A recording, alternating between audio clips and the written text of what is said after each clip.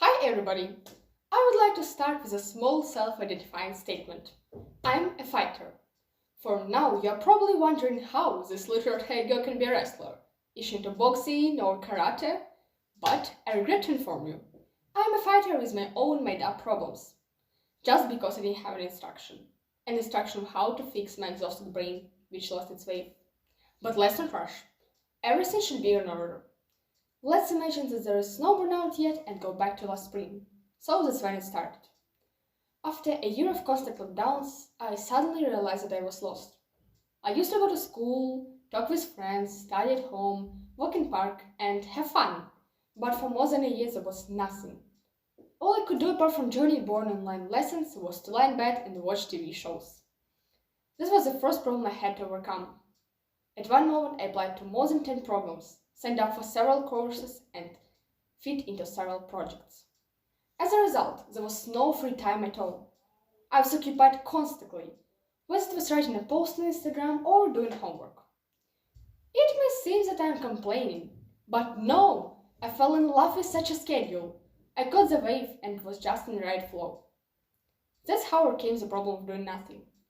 A month passed, and the second, I was still a jack of all trades. But all of a sudden something changed. I was constantly working but couldn't seem to get all of my work done, and eventually felt guilty for not completing my tasks, which led to working even more. And that was it. The first wake-up call. The very bright red flag, which I successfully skipped and carried on as if nothing had happened. What I mean by the first wake-up call was the first step toward burnout. Where the wave is lost, where the flow is stopped. But how can one recognize they're on the verge of physical or emotional exhaustion? Well, the first sign is a feeling of guilt. Being a wrestler now, I would definitely give a past me a slap in the face, because everything was so obvious. The signs were just in front of me, but I just didn't want to see them. I was too busy actually working to recognize them. What happens next? Exhaustion. No shock here, I really worked a lot. Here follows a second slap in the face from me from the present. I was just that tired before even leaving home. At no point during the day I felt like I was getting into the zone and firing on all cylinders. And suddenly, the moment came when I got bored. I felt detached. Not just for a second, not just for an hour, but constantly. The world around me didn't seem so bright anymore. All the projects and tasks turned boring and tiring. As a side note, we tend to think of detachment as a symptom of our lackluster environment, or tedious tasks. But in fact, boredom is more likely to be related to our attitude and not to the environment. And from this follows a logical conclusion. Being bored while working is a disastrous sign. To summarize, the signs of burnout are guilt, exhaustion, and boredom. If you test at least one of these points present in your life, then I recommend you to reconsider your lifestyle. If it is burnout, your life is far from perfect. Preventing yourself from hitting the wall of burnout involves knowing and recognizing the early warning signs that you are coming close to a crash.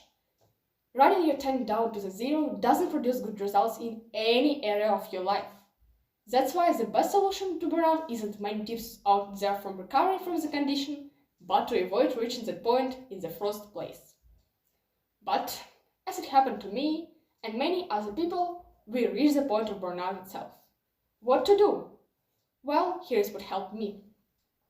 To begin with, I had to step back and resist not just what work I was doing, but why I was doing it. The more I reflected, the easier it was for me to identify what I should have focused my energy on and what I should have tried to offload. The next step, after kind of prioritization, came the understanding that there are only 24 hours a day, but not fewer tasks. Before I was living in chaos, not understanding where my Taya had run and still had no time to do anything, I started looking for balance, all the while against the background of burnout. Having gone off all this way, I'm ready to share with you some life hacks and insights I have discovered during my inner journey. As mentioned earlier, I'm a fighter, but I'm also a builder. Most likely you will think that I'm crazy and wonder what it has to do with it. So, I've learned to build. Build boundaries between working and free time and space, between imposed and my personal goals, with the possible and the impossible. It turned out that I'm also a clerk. I wrote down my to-do list. I even list the tasks I'm sure I won't forget. And of course, I'm somewhat of a lazy person. I rest regularly, not only when I begin to feel tired. A study shows you need to allocate 10 minutes per hour for the rest. But it doesn't mean lying on the bed and turning on your favorite series. Rest for our brain and nervous system is just a change of activity. If you have studied, you can go in for sports, read a book or draw. It is also important to change the place where you do certain things. Studying at the table, reading at the sofa in the living room, or drawing while standing near the kitchen countertop will reset the brain. I learned this like hack from my dad. When I wanted to ask him something, he got up and went into another room. The next item is a kind of proposal. Conduct an experiment. Write down everything you do for 2 or 3 days in a row, and how much time you spend on it. Then carefully study the list. It will give you the opportunity to understand what exactly your precious minutes are spent on. You'll be surprised of how much time is wasted on unnecessary checking of the email and scrolling through social media feeds. While fighting against burnout, rest turns into something more vital. It is now about taking care of yourself and your body. Scientists have proven that good sleep, exercise, and a healthy diet give you focus and energy for the whole day. Don't forget about yourself. And sometimes it happens that the best self-care is leaving work. Be sure to stop working for wear and tear. Follow the 80-20 rule. It is also called Pareto's law. It was invented by the Italian economist Vilfredo Pareto. If you apply this rule to the time management, then you should act according to that 20% of your actions bring 80% of the result. For example, you have the list of the tasks from which you need to cross off 10 items. By the 80-20 rule, you will focus on the first 2 because this task will bring you the most benefit. All you need to follow the rule is to devote the most time to the most important things. Nobody says you have to plan your day down to a minute. It is still practically impossible. Some unanticipated circumstances will certainly arise. What we recommend to do is to break your time into peculiar blocks in which you must have time to do some tasks, including routine ones. This will give you the freedom of choice and teach you to prioritize. And perhaps the most important things that I've learned, which helped me, is that I have learned to say no. Before saying yes to an opportunity, project, I objectively assess my resources, capabilities, time and effort, and most importantly, interest, in order to take another responsibility.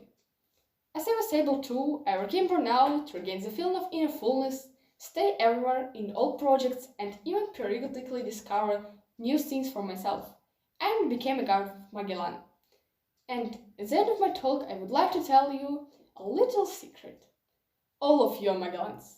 All of you can and actually should discover for yourself something new. All of you can perform well in as many projects, programs and tasks as you find really necessary for yourself personally.